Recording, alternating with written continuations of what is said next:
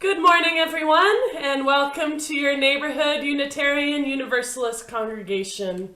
My name is Suzanne. I'm the music director here. I'm at my office at 310 Danforth, and I have your announcements. We still haven't been able to locate our quilt that has covered the piano. If you have any info about its whereabouts, please contact me, music@nuuc.ca, or our office administrator, Hala, office@nuuc.ca. There's a special workshop tomorrow evening, co-hosted by the Spirit Choir as well as the Spirit Singers of U of T, holding space through music for Indigenous people, honoring the murdered and missing Indigenous women, girls, Two-Spirit, boys, and men. This is featuring special guest Kim Gucci. All are welcome to attend. It's an hour-long workshop starting at 7:10 p.m. on Zoom. The Zoom link will be in the Monday email. Charity campaign. The chair drive forms will be included in the weekly announcements. Alternatively, an e-transfer can be sent to office@nuuc.ca. It's that easy to buy a chair and have a dedication plaque put on the back. Neighborhood Gallery presents Chris Emanuel's Love is Love series. This is running from October 11th to December 15th. All are welcome. COVID screening is in effect. If you would like to see the works, call our office and arrange a visit. And now, a special announcement by Kim Knutson. Good morning, everyone. This is the time that we celebrate, and 20 and 21. So the first 21 that you see in this sign is the celebration of our silent auction 21. 21 Begin Again.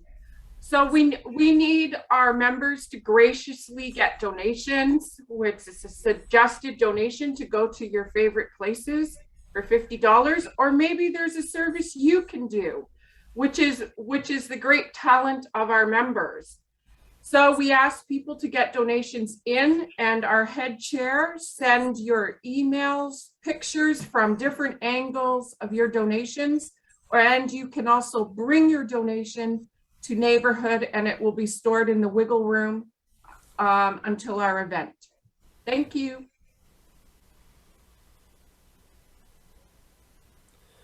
Thanks, Kim. There's one more day to submit your your photos of beloved departed for the Spirit Choir honoring our ancestors video. If you'd like a picture of a loved one to be included, please send it to me by tomorrow, and it'll be premiered in our service next Sunday.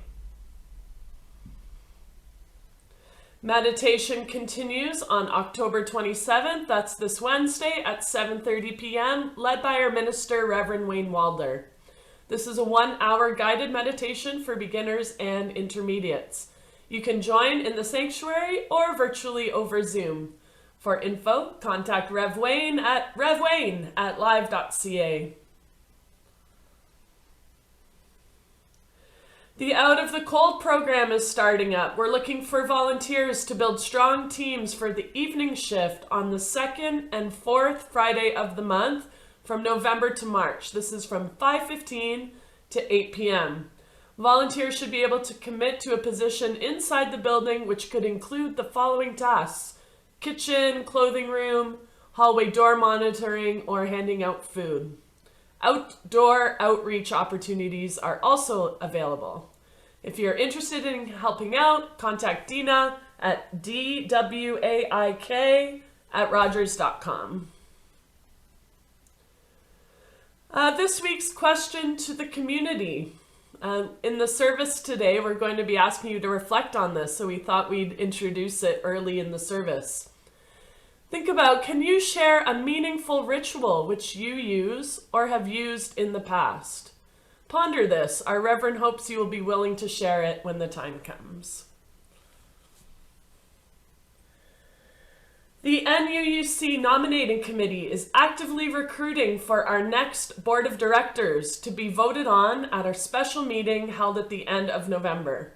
We're looking for 3 new board members, with one of these to function as our secretary for a 5-month period until our next AGM in April 2022, with the potential for extension to a 2-year term. This is a pivotal time in the life of our congregation, and we hope you might consider joining Alison Kabayama and the other strong and wise members on the board. Please don't hesitate if you may not have sat on a board before, as there is a lot of expertise around the table to learn from and contribute to. You can contact either Doug Crozier or Dina Wake for more information or to express interest in our board. And next Sunday, as I mentioned, our theme is our ancestral home and Samhain. Our minister, Reverend Wayne Walder, will be giving the message of inspiration, and music will be provided by myself and our very own Spirit Choir.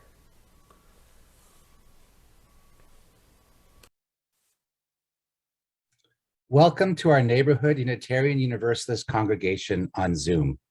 We welcome you here as we slowly get closer to meeting in person. Thank you for joining us. My name is Dave Renzetti, and I will be your virtual service weaver this morning from home. Our minister is the Reverend Wayne Walder, and our music director, Susanne Maziarz. They are in our new home at 310 Danforth. Zach Getchell facilitates our Sunday Child and Caregiver program, and he will share a time for all ages from his home. We also have Mike Kosowski, who does our great job at doing our Zoom web hosting and our technicalities. I thank all of them. Some Zoom etiquette before we move on. Just remember to please stay muted, keep chat open for lyrics and readings, and please don't send chat messages to everyone during service. Closed captioning is available on the bottom row. You can just click on it and toggle between on and off.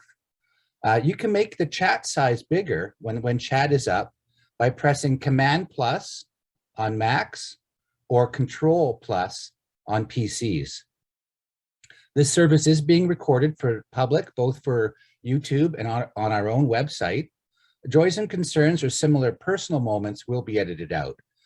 If you personally have privacy concerns, you can turn off your camera so you're not seen, and you can rename yourself. Now that the introductions and technical instructions are out of the way, we have nowhere else to go and nothing else to do. So I would ask you to make sure you've shut off all your other devices. This is our threshold moment. Let's enter sacred space together. Let us begin to create the rituals that will give special meaning to our new home. Let our service begin now. As we light our chalice, I encourage you to light your own chalice or candle, or consider holding your hands in the shape of a chalice. But either way, join the choir as we sing.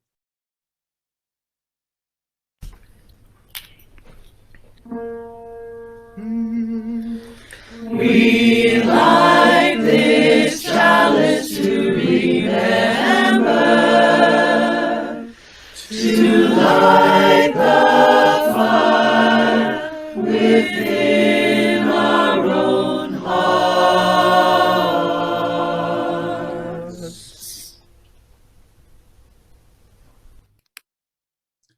And I would call on Allison. Allison, would you like to introduce our prelude?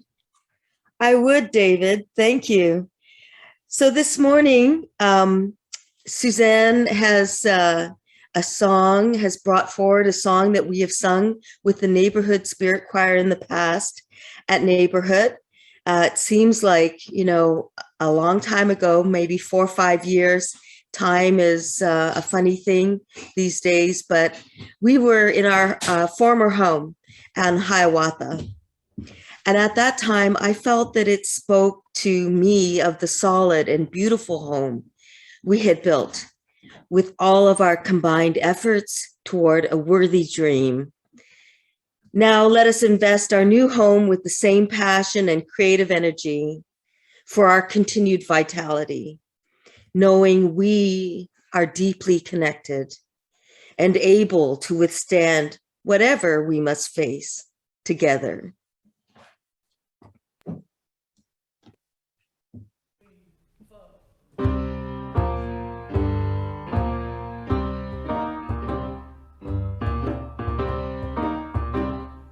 I built this house with my own 2 hands. I built this house with the hands of my sisters. Built this house on a firm foundation. It won't be shaken by no storm. Oh, the wind and the rain, they try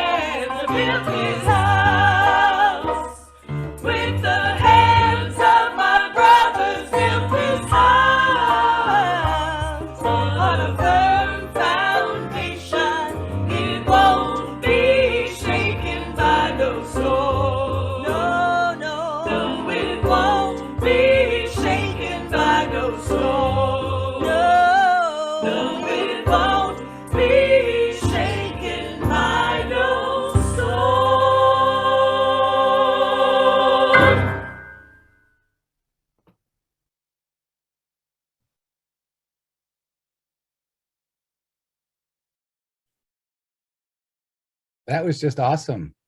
Thank you very much, guys. Good morning and welcome, everyone. Today, almost all of us are in our homes. Let us remember that our homes are on the traditional lands and territories of the Wendat, the Anishinaabe, Mississauga, and the Haudenosaunee nations. Indigenous people have been acknowledging the land at the start of ceremonies and events for time immemorial. Using and participating in a land acknowledgement is a way to recognize the enduring presence and resilience of Indigenous people. It also reminds us that we are accountable to these relationships. If you're visiting for the first time, we welcome you. We have breakout rooms where we discuss things after service. Please stay around. If you don't want to go to a breakout room and you'd rather talk to our minister about what it means to be UU, just stay on and do not go to the breakout room, stay in the main room, and someone will be there to talk to you. Our mission here at Neighborhood is to empower spiritual growth and shared action for the care of the world. Our theme for October is Welcome Home. And today's specific theme is Rituals of Home. One of the favorite rituals of my childhood was the preparing of the Halloween bags at our house. We were infamous in our neighborhood for handing out huge bags of candy with a great variety of items in each. My dad would do most of the shopping, and then was the great night of assembly. We worked in a huge assembly line with each person putting their item in the bag. If it was a big item, like a Laura Secord chocolate cigar, you put only one. If it was candy kisses, you would put 8 or 10. The math had all been done beforehand to create a certain number of bags. The final person would staple the bag shut. Often friends of mine had to come and help because there were so many stations. I remember the feelings of joy and togetherness that I experienced with this ritual. And it also was a great way to connect with our neighborhood and practice generosity. Traditionally at this time, in a live service, we turn to our neighbor and greet them. I would ask you now to briefly unmute your device, switch to gallery view in the top right, and offer to those around you a greeting. We will sound a chime at the end. Now, take a moment to greet your neighbors all around you. Hi, bonjour. Good morning, everyone. Morning, Wayne. Hello. Good to see you, Mike. Tony, hi, Joan. Helen, Tony. Julie, Hi, Dawn, Michelle, Janet, Dave. Big Bill and Brenda. Beata, And Alice.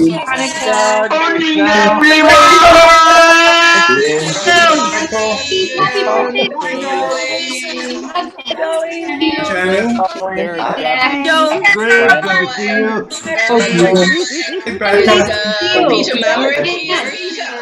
How are you? How's your foot? Tony. Hi, Helen. Bill, Time for the bing bong.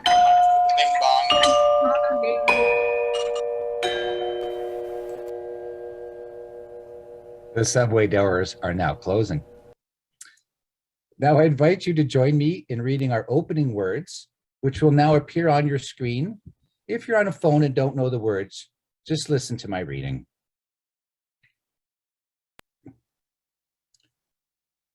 Let us cast a circle of a sacred space here.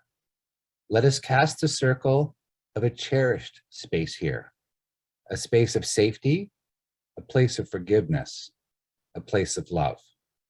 If we want to change the world, we must craft in our space and in ourselves the seeds that grow a different kind of life, a life of graciousness, of creative intelligence, a place of life and spirit for ourselves and our families.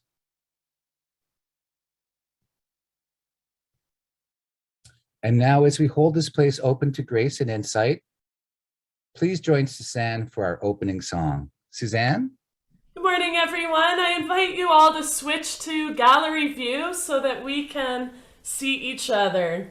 In the service today, we're going to be singing a few songs that the choir does as a ritual. Every time the choir meets, we sing here together to center ourselves, to bring ourselves into harmony, and we also sing it at the end. So for today's service, we're going to sing it now and sing our Here Together for Parting at the end of service.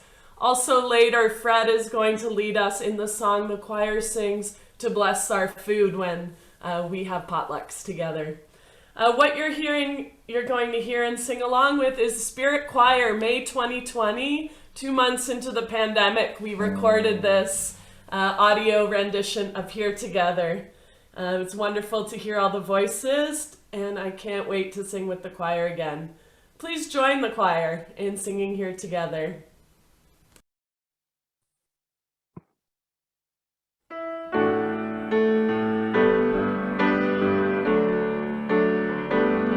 We are here together in this holy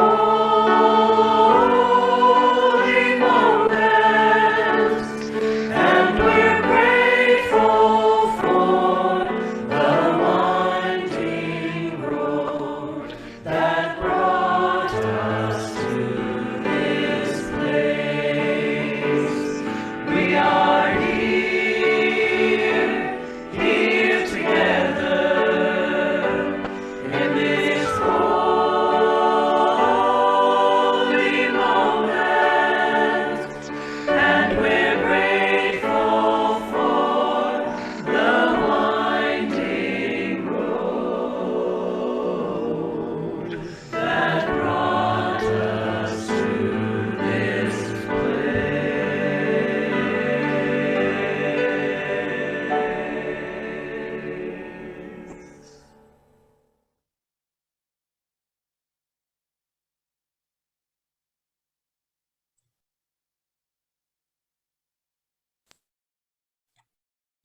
I would now ask Wayne to bring the question to the community.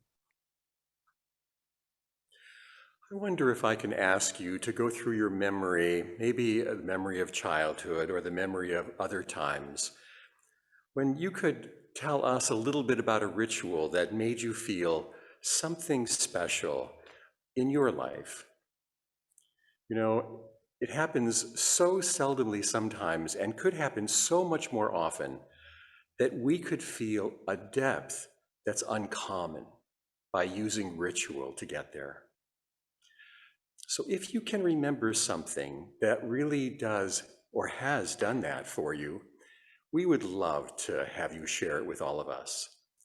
And you can do that the same way we do joys and concerns, by putting your hand up, and then Mike will call on you, or at least move your hand to the thing, and I'll ask you to tell us that story. Try to make it really focused so that we can hear it. We can get 3 people in or so, 2 to 4 people in, depending on how long they are. So if anybody has that ritual now, that would be great. And while you're thinking, you know, I grew up with my maternal aunt who lived downstairs, and she would wash the dishes every day. And she would ask me to sit with her as we washed the dishes together. And on occasion, she would take her hand, which was warm from the water, and she would put it on my face. And she would say, "It's so beautiful to be with you." And I could feel the water dripping down my cheek. What happened in your lives? We're going to go over to Peter. Hi there. Every New Year's Eve, Dad would go downstairs to the basement and bring up a big lead pipe that he had there. And he'd saw a piece of the lead off, and we'd melt it in a spoon over the stove. And then we'd pour the molten lead into a pot of cold water. And of course, as it hit the cold water, it would just solidify instantly into some weird shape. And the family myth was that if you studied that shape, you would learn all the things that life held in store for you in the next year. And I remember how much I looked forward to that. It's a ritual I've never come across anywhere else. So it may have been original with my family, but that's my story. Thank you. Thank you. Deb and Dina.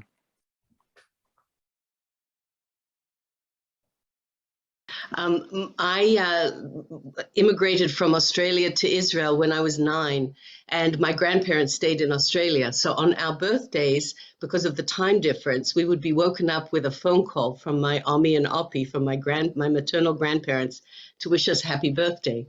And so it was a joy to be able to be woken up on that special day, because there were going to be presents and fun things. And the first thing that would be done would be to talk to my grandparents from far away. Thank you. Oops. Can I still do one? Yeah, I'm going back to it.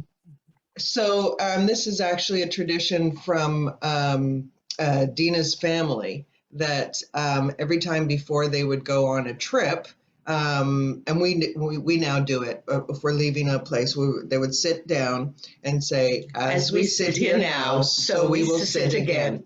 And we do that before we leave for a trip every time in the house. We used to do it with the dog, and we do it the same thing with the trailer. Thank you. I usually can see who's next in line, but today I can't. We have Sigrid. Great.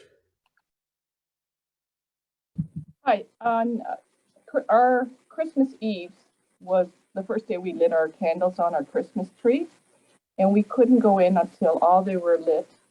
And then at the end of the Christmas celebration, Christmas Eve, we would sit on our parents' laps or in stillness till the last candle went out, and that brought such reverence and peace by watching the candles go out one by one.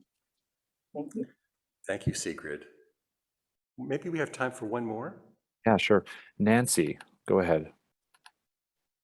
Well, mine is just recent and current. It's during this whole pandemic, Ken Knutson has sent out the monthly reminders and guidance to do our own full moon circle at home. And I haven't always done that every month. Sometimes I've forgotten, but when I have, and just recently I did it with my daughter. It's been a difficult time with my daughter, but it is so meaningful to still be able to do that full moon circle. I'm hoping that we're going to be able to do this in every service where we can share information so that we can all learn together. So there's only time for a few every time, and I'll try to make sure that we all get a chance. Thank you. Now I would ask all the young and young at heart to please come up and get close to your screen, because Zach has something to share with you. Zach? Good morning, everyone. So our topic today is rituals of home. And some of you have just shared some of your rituals, your personal rituals, so thank you for that. One of the things that I find so interesting about rituals is how people share them, because they mean so much to people, and how they can help them to stay steady when things are being difficult. And it happens a lot, people sharing their rituals, even if they don't really mean to. And another thing I find so interesting about rituals is how they can change and grow over time, finding new meaning as they do. I can think of a pretty important ritual that a whole lot of people share around the world, and that means something very different now than it did when it started. Birthday candles. Maybe they're on a cake like this, or maybe they're on a smaller cupcake. Maybe they're on a pie or a flan. But flaming candles to be blown out on your birthday is a ritual that very many people share around the whole world, even though it's a personal, individual ritual that means different things to different people. It didn't start that personally, though. Some of the earliest stories of birthday candles weren't even about our birthdays. They were a ritual about the gods. People in ancient Greece used to make little moon cakes every month to celebrate the moon cycle and the birth of the moon and the moon goddess Artemis. The glowing light of the candle was a symbol for the glowing light of the moon, and the smoke, when they were blown out, was meant to carry the wishes and prayers of the people to the gods. But over time, things changed, and the ritual changed with them, becoming a celebration about us. Still marking a cycle, even though that cycle changed from a monthly cycle with the moon to a yearly cycle to mark our own births. And we still make wishes by these candles and send them off to the universe as we blow them out and let the smoke carry them away. But wait, we can't blow on cakes anymore. Because of COVID and the times we're now in, I've noticed that people talking about not blowing out birthday candles anymore, which makes sense because people don't want germs blown all over the cake that everyone shares. But because this ritual is important to people, it's changing. People have started using their hands or a clean napkin or a paper fan to blow out the candles and keep our important rituals alive. Now, I know it's not my birthday, but if you don't mind, I have a cake to cut. Thank you for listening.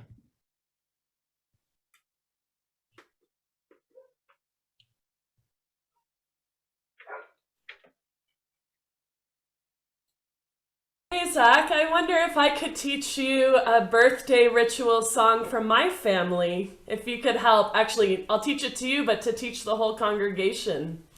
So, my father is first-generation Canadian. His mother came from Poland and brought this song with her. And this is a song we sing for birthday, for anniversary, for a wedding, any good times that you want to celebrate. The lyrics mean 100 years, 100 years, may we live 100 years.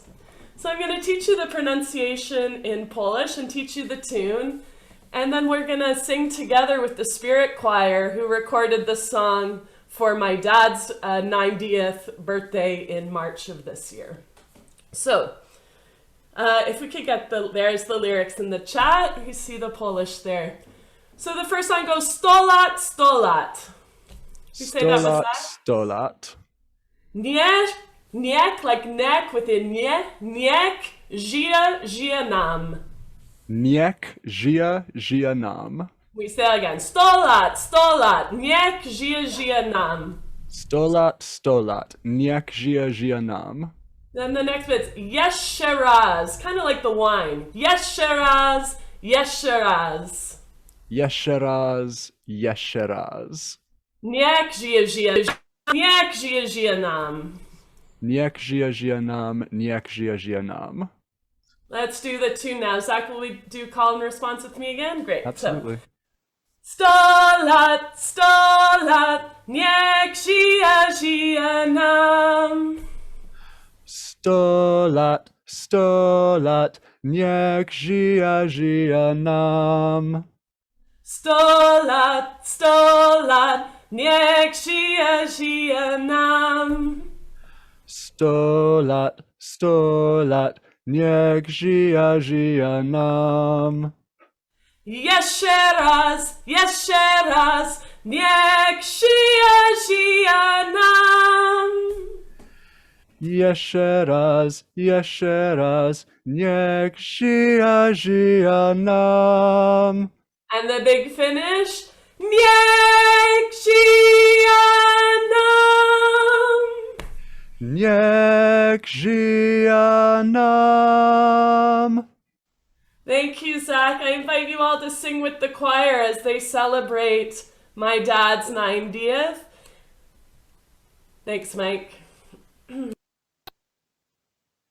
Friends? Hi. Hello, Dad. Hi. I brought all my friends together so that we could wish you a happy 90th birthday, old man. Wow. So happy birthday, Papa Joe. Happy birthday, Happy birthday, Papa Joe. 100 lat, niech żyje nam. 100 lat, niech żyje nam. Jeszcze raz, niech żyje nam. Niech żyje nam. And one more time, a little bit peppier. żyje nam. 100 lat, 100 lat, niech żyje nam. Jeszcze raz, niech żyje nam. Niech żyje nam.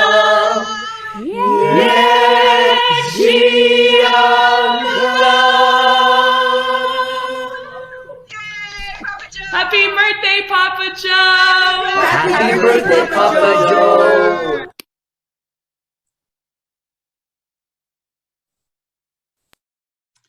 This is a special time in our service when we invite you to share a joy or a concern in your life.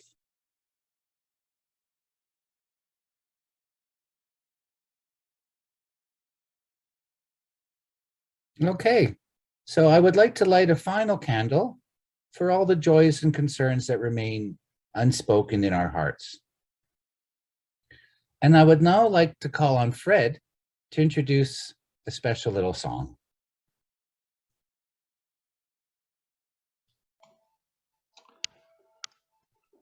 So this is a prayer of thankfulness that we do before we eat, or really any time you're feeling thankful.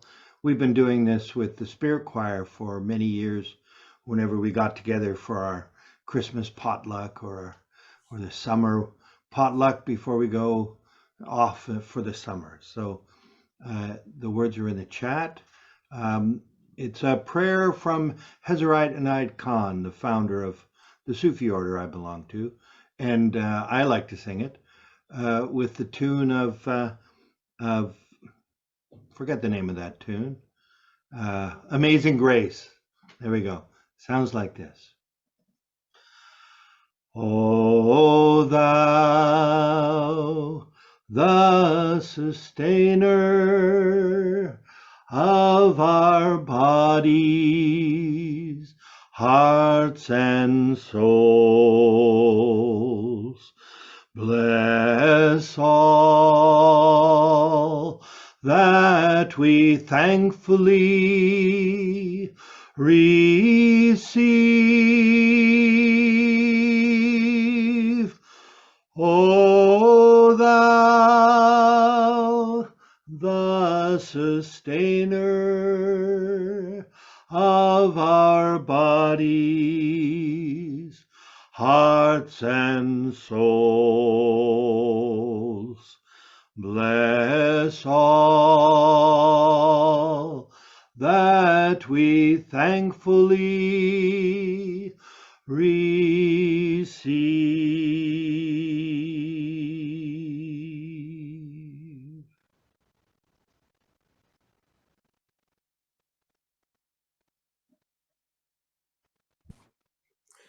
This is a time for meditation, and I wonder if you could make yourself feel comfortable wherever you are.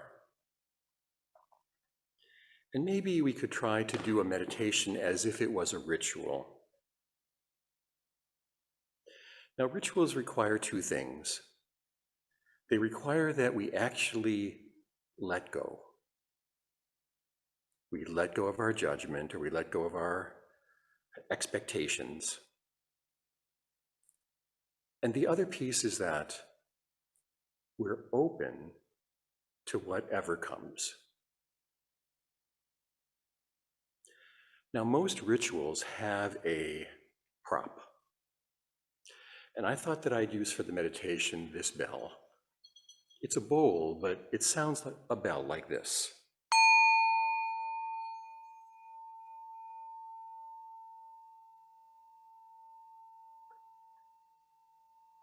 And I'm going to read it 3 times as I take us to try to remember the loveliness of a ritual we may have experienced in our lives.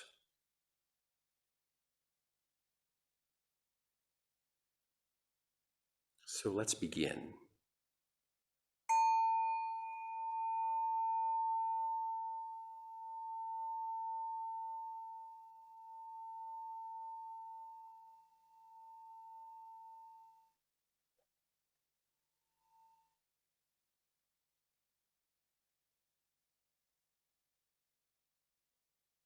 To be open let's have our breathing open us. A breath in, opening all the pieces, all the parts of us, the places that sometimes we close or have been closed.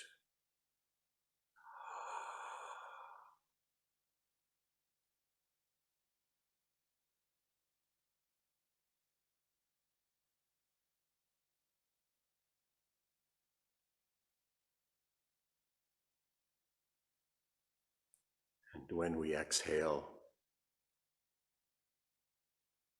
let our whole body feel as though it can see something new, feel something new, know something new. In and out.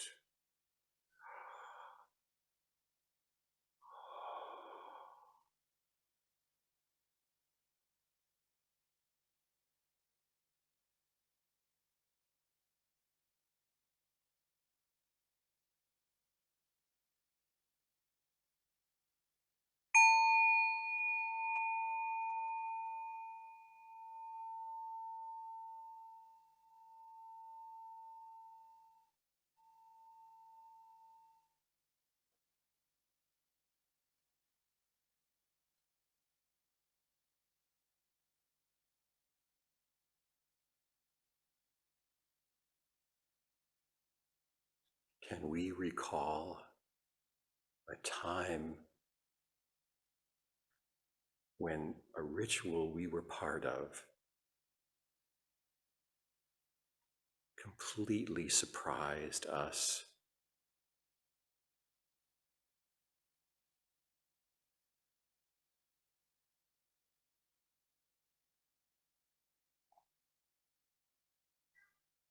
Delighted us,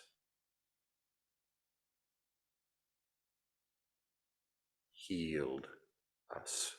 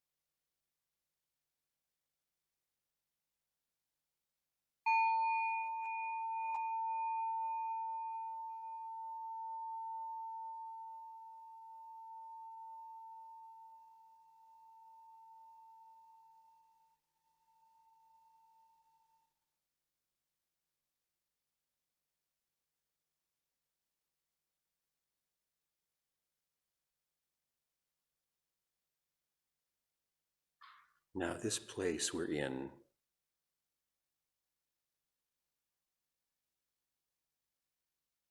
even if it's the most simple, we can remember pausing, changing gears,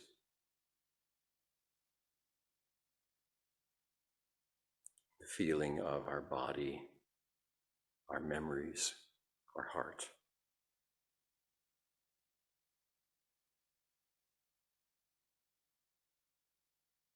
Let's remember this.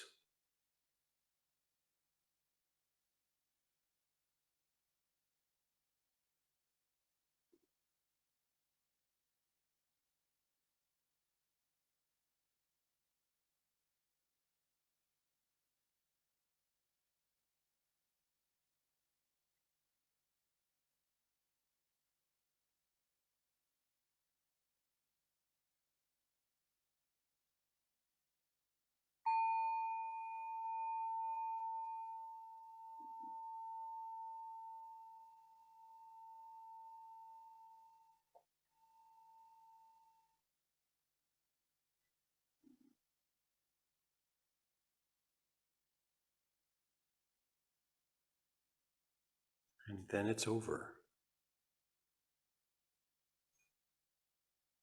And we can remember. And we can do it again.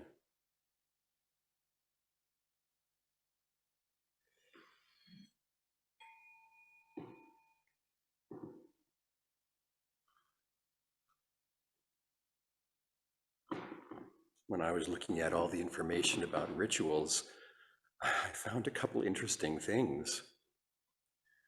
I wonder if you knew that Michael Jordan, who was a basketball superstar for the Chicago Bulls, he wore the North Carolina shorts that he had when he was in the university underneath the Chicago Bulls shorts for every game of his professional career. And Curtis Martin, who played for the New York Jets football team, would read Psalm 91 before every game, praying that he would not get hurt.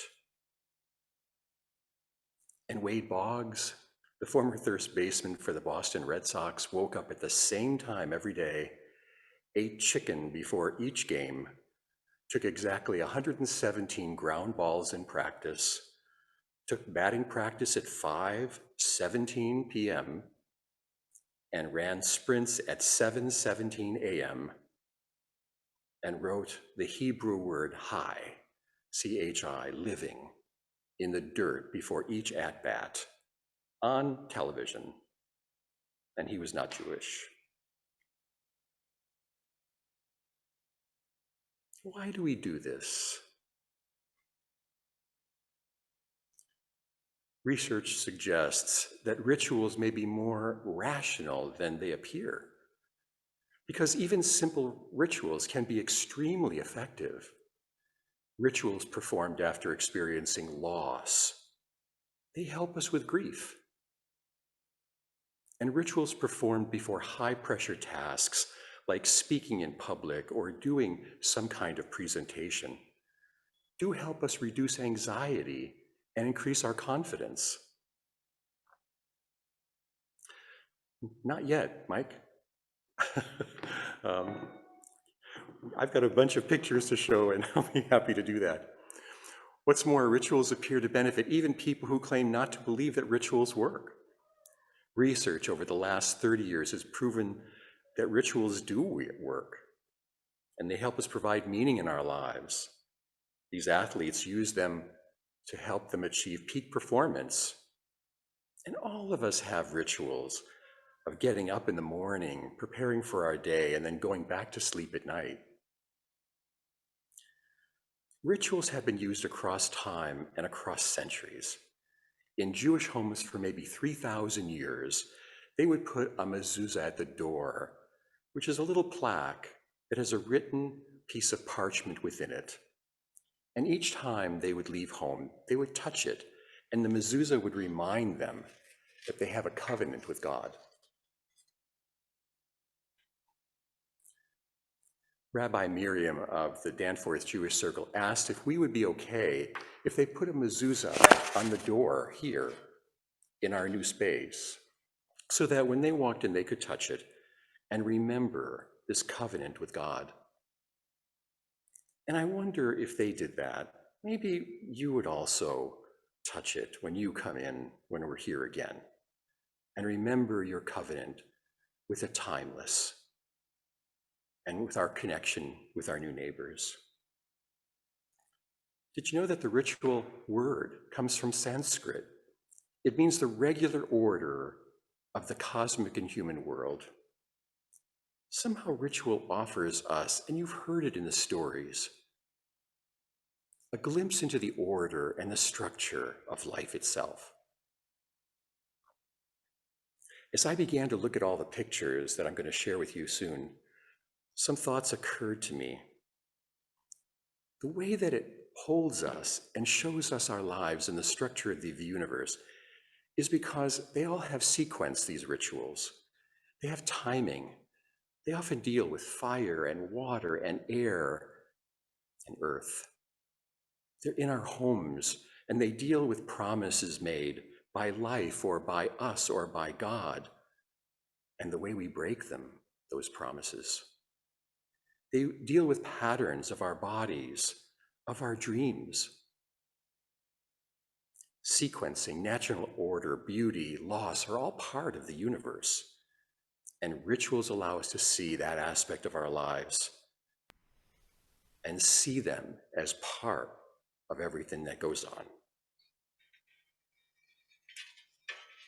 Our inner psyche, even our cells, knows that we are temporary creatures in the world. And to make meaning, to make our lives meaningful, when we can see that we're not alone, it changes the way we feel. And rituals can help us do that. They can be physical, like pounding our feet, twirling our hair, having special meals.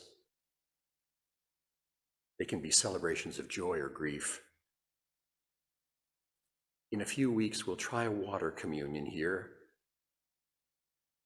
We do that because rituals don't care about your race, your sexuality, your gender, your abilities or inabilities, not even your place in the world. They only care that you come, that you are open, that you rest. And by looking at our sameness, by overlooking our differences, they help us remember that we are all one and we can feel whole. Rituals are not only, you'll see, part of something that we all do together, but they can be so private and include some of the most intimate prayers that are in our hearts. Every day, I pray to the goddess that she brings a good woman to help my son Simon, who's desperately lonely.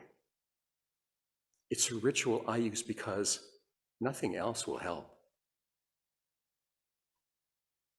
So take a look at these pictures. Mike, the ritual of someone just before their birth, bringing their friends and their chants and their art to be able to make that birth whole, full. The ritual of blessing your son with water, a ritual that has been done probably since time began. The ritual of naming your child. These Thai women are putting jewelry on their daughter and they're naming her so that the whole community can recognize the newness of her birth. In China, the coming of age ritual is the daughter kneels before the mother or the father and thanks them for their life because now they're beginning a new life. Sometimes it's not so formal, the father and son learning something that the father knows how to do, fishing. The daughter taking her part in the adult world at a bat mitzvah, holding her father and mother. This young woman at a coming of age, being healed, being held. This traditional couple beginning to promise each other for what they would hope was a lifetime.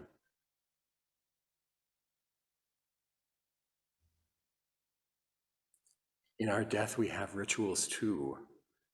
In Ethiopia, the burning of the bodies, but of course, that ritual has gone on everywhere.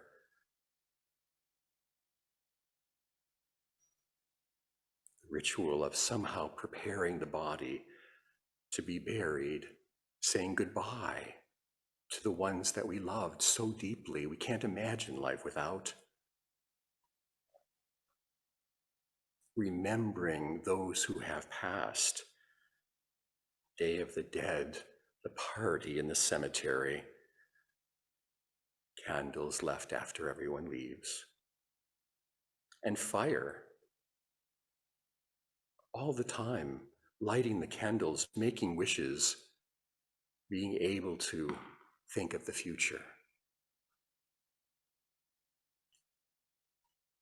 In the Church of the Tabernacle, or here in a boisterous fire, like a fire ceremony, the rituals are what remind us of something way bigger than ourselves. And in a funny way, by reminding us of something bigger, they make our place easier to be in.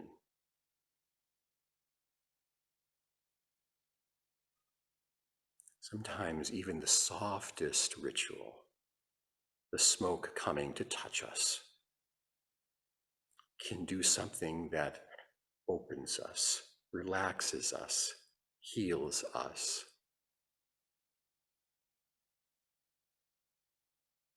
The earth has its time. We've done labyrinths many times, sometimes even in our space. The patterning, the sequence of the earth. In the Western Wall in Israel and Jerusalem, there are prayers, and then sometimes people write prayers on paper and they slip them into the cracks of the wall in the hopes they'll come true. I remember being there myself and just leaning my head against the wall that maybe 1 billion people have leaned against. Rituals like our recent Thanksgiving, where we have special food, special times, special places, special people, all coming together. Do you see in these two, as they share this wine, a look of respect, a look of caring, because they're human together in this ritual?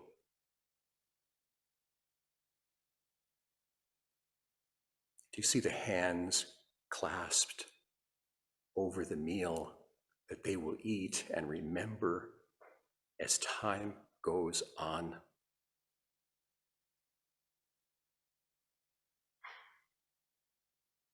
Before a wedding in Thailand, being washed, blessed by the water, before they make vows that they will hope will last their lifetimes.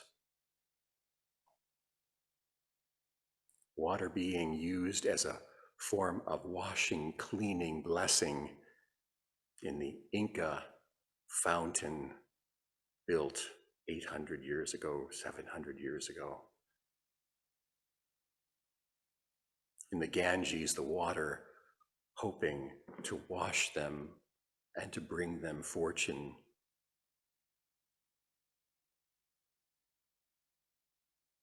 A 1,000 people in most cities every week. But it doesn't have to be chaotic. This ritual of Buddhist monks in Dharamsala is about the prayer before the meal. So different, yet with some of the same aspects. In this ritual of more than 10,000 praying together, all organized, all quiet, all hopeful, Mecca.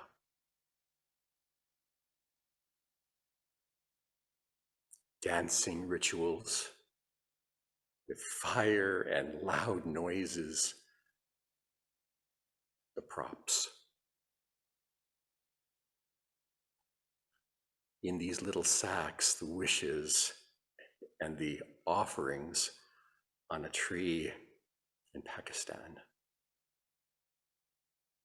with wishes for the future, wishes when we're young,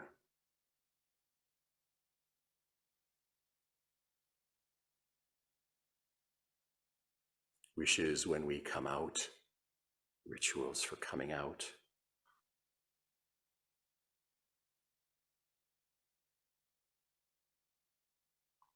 Wishes in parades that always make me weep as I see everyone coming to do and to try the very best that they think they can offer, silly as it is, rituals and gifts, given and taken, rituals and masks and performance. Who are they? Who are we? Rituals in touch, rituals in holding, rituals that we have done since we were children, rituals in blessing, in open hands that make us feel as though we can come together.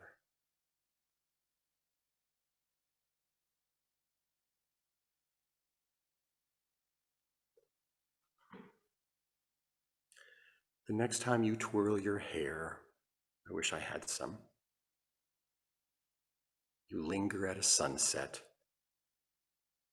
and say a prayer or have a hope. The next time you take a moment before you eat, knowing it for what it is, life, a ritual sharing with others, a ritual that makes you more aware of your attempts to make sense of this life and more able to handle the precious days left to us, even though they may have joy and pain.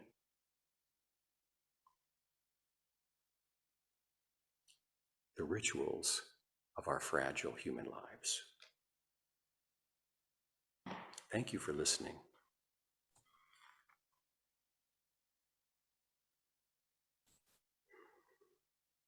Thank you so much for that, Wayne. It's now time for us to make offering. In these times of isolation, let's not forget that this congregation is a living entity, and like all living things, we must have nurture and sustenance. If you contribute by pre-authorized withdrawals, we thank you. As we contribute to this life in this community, we affirm our lives within it. We can't pass the basket, but for those that do make contributions to the basket each week, please consider writing a check or making an e-transfer, which is the most cost-effective way to give. Consider even doing a recurring gift. A link is now in the chat below, and all you need to do is click on it, and it will take you to our donations page. And while we're doing our offering, Susanne will play her piano. Little nighttime ritual music.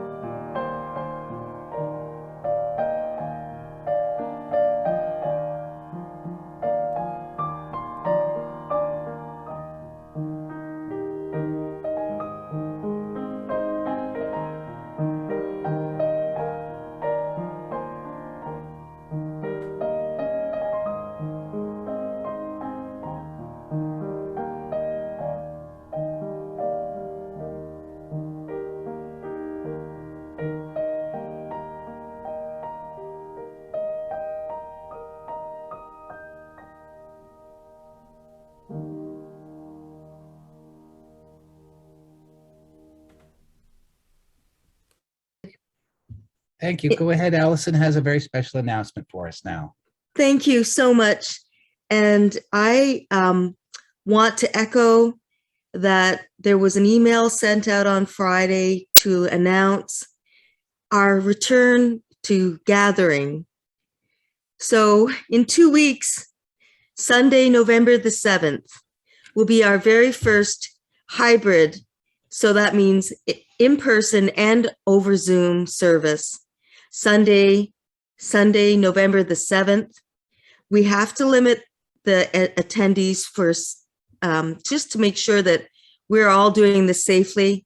So please check your emails and RSVP to Hala, our office manager, that you'd like to come and reserve your place. And I so look forward to seeing all of you in person. Thank you. And now we get to do the tail end of the Here Together ritual, which is Susanne will lead us into again. Thank you. The choir is going to lead us in singing Here Together to go out. Please join our choir.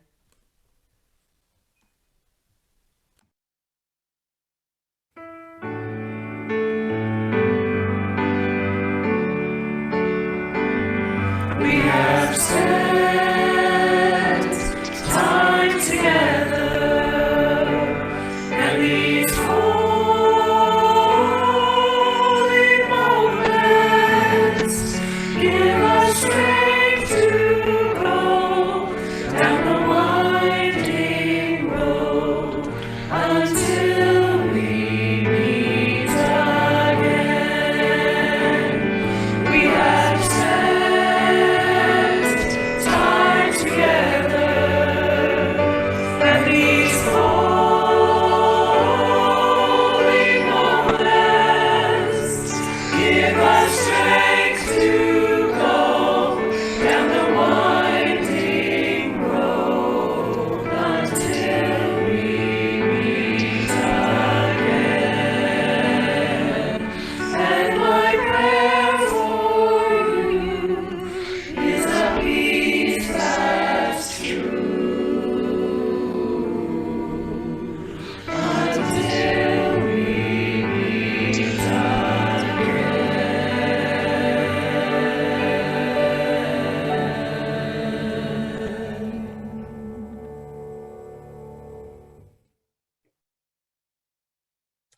I invite you to sing with our choir as we extinguish our chalice. Although our chalice has been darkened, we hold the fire within our own hearts.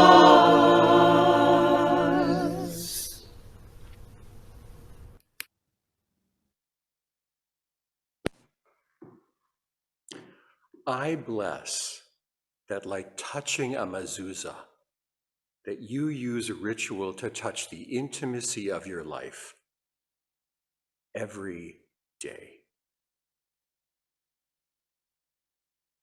For those of you who do not wish to join a breakout room, thank you for joining us.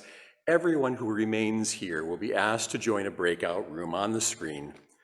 And today's question to consider in your breakout room is, what is a ritual you might use more consciously or start anew so it could be more frequently done in your life? If you're new to neighborhood, just stay in the meeting room saying later to the request to join a breakout room. I will be there and I'll answer any questions that I can.